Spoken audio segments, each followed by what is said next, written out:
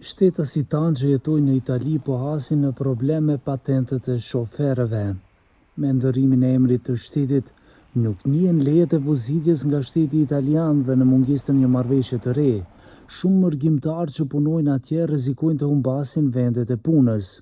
Ata që patentën e shoferit e kanë me emrin Maqedonia e Veriut, kanë një vit afat pas leje qëndrimit në Gadishullin Apenin, ti konvertojnë ato në lejet italiane, por kjo është e pamundur pa një ujdi të re. Pas një vjeti që e bëj unë tash, pas një muaj e bëj një vjet e jetoj si rezident në Itali dhe pastaj s'kam drejt pozis. Drejtoj makinë, as autobus, as asgjë. Ka dënimet më dhaja, konfiskimin e mjetit, kjo uston. Ka janë probleme, duhet të filloj nga fillimi. Për ta bërë nga fillimi, unë këtë kategori që i kam. Rreth 4.000 qytetarë tanë që jetojnë në Itali kanë këtë problem, të cilët ankesat e tyre i kanë adresuar në ambasadën e Maqedonisë në Rom. Ndërkohë disa mërgjimtarë po detyrohen të rimarrin nga fillimi patentën e shoferit në Itali, e cila po u kushton mjaft kohë dhe shpenzime. Ambasada e Maqedonisë në Rom ka pranuar, besoj vetëm prej meje çdo javë unë marr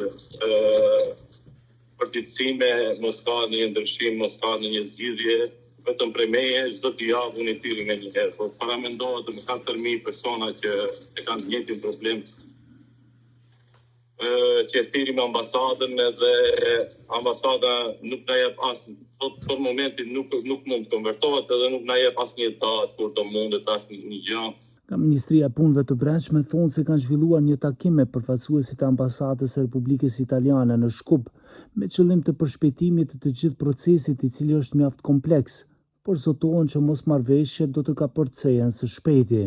Po punojmë për lidhjen e një marrëveshje dypalëshe për njohjen dhe shkëmbimin e lejeve të vozitjes me Republikën e Italisë. Janë duke u zhvilluar negociatat për harmonizimin e tekstit të draftit të marrëveshjes midis dy qeverive, me Ministrinë e Brendshme që po bën përpjekje të mëdha për ta përfunduar atë sa më shpejt të jetë mundur, që do të arrinte një zgjidhje afatgjate për qytetarët tanë që punojnë dhe banojnë në Republikën e Italisë. Edhe qytetarët e Maqedonisë që udhtojnë si turist për në Itali duhet të kenë një patent ndërkombëtare ose një përkthim zyrtar në italisht, pasi që patenta e Maqedonisë nuk vlen. Disa turistë kanë raportuar tashmë se kompanitë e makinave me qira kanë refuzuar t'u japin me qira një makinë, sepse patentat e tyre nuk janë të njohura në sistem.